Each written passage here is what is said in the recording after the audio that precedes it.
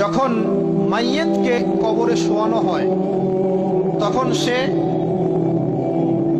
তাকে দাফন করে যাওয়া ব্যক্তিদের হাঁটার খসখস আওয়াজ শুনতে পায়।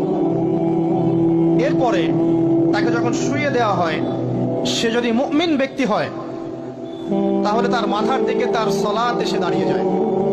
দুনিয়াতে আপনি যে নামাজগুলো পড়েছেন, আমি যে নামাজগুলো পড়ছি, এগুলো মাথার দিকে দাঁড়িয়ে যায়। ডান দিকে চলে আসে তার সম মানে কি রোজা, বাম দিকে চলে আসে যাকাত, তারপরে পায়ের দিকে চলে আসবে তার আত্মীয়তার সম্পর্ক রক্ষার ইবাদত, তার এই যে অন্যান্য দান সদকা, তার নফল আমল, তার তাসবিহ তাহলিল, তার কোরআন তেলাওয়াত ইত্যাদি পায়ের দিকে চলে আসবে। এখানে একটা হাদিস এসেছে, সূরাতুল মুলক যে ব্যক্তি রাতের বেলা তেলাওয়াত করবে, কোন সূরা ভাই? তাবারাকাল্লাযী বিয়াদিহিল মুলক ওয়া হুয়া আলা কুল্লি শাইইন কাদির।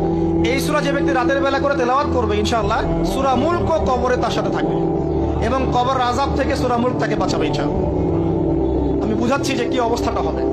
এবার দুজন ফেরেশতা মাথার দিক থেকে আসবেন, আসতে চাইবেন, সালাত বলবে এখান দিয়ে আসা যাবে না, এদিক দিয়ে আসা যাবে না। ডান দিক দিয়ে আসতে চাইবেন, এদিক দিয়ে আসা যাবে না। বাম দিক দিয়ে আসতে চাইবেন, যাকাত বলবে এদিক দিয়ে আসা যাবে না। পায়ের দিক দিয়ে আসতে চাইবেন, আমলগুলো বলবে এদিক দিয়ে আসা যাবে না।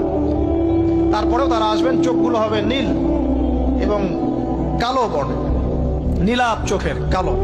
মুনকার নাকি উঠে বসিয়ে দেওয়া হবে। এবার তিনটা প্রশ্ন।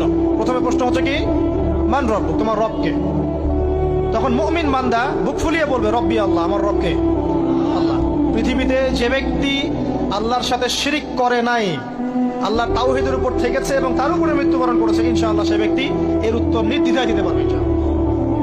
আর দুনিয়াতে যে বা যারাই আল্লাহর সাথে শিরিক করবে, আল্লাহর সাথে শিরকের পাপে লিপ্ত হবে, ওই অবস্থায় মারা যাবে, তাওহীদের উপর থাকবে না, কোশ্চিন কালেও মান রব্বুক উত্তর দিতে পারবে না। তারপর প্রশ্ন হয়ে যাবে মা দীনুক, তোমার দিন কি ছিল? মুমিন বান্দা উত্তর দিবে কি, দিন ইয়াল ইসলাম, আমার দিন ছিল ইসলাম। এখানে শুনে রাখেন, পৃথিবীতে যারা ইসলামকে পরিপূর্ণরূপে পালন করবে তারাই এই উত্তর দিতে পারবে ইনশাআল্লাহ।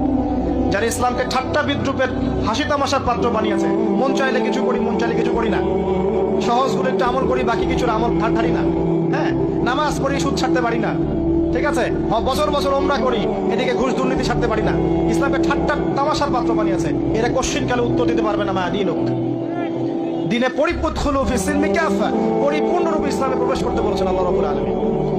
যারা পরিপূর্ণরূপে ইসলামে প্রবেশ করবে এবং ইসলামের প্রতিটা মৌলিক বিধান মেনে চলবে, ইনশাআল্লাহ তারা এর উত্তর দিতে পারবে। এরপরে আসবে তৃতীয় প্রশ্ন, নবী সাল্লাল্লাহু আলাইহি ওয়াসাল্লামকে দেখানো হবে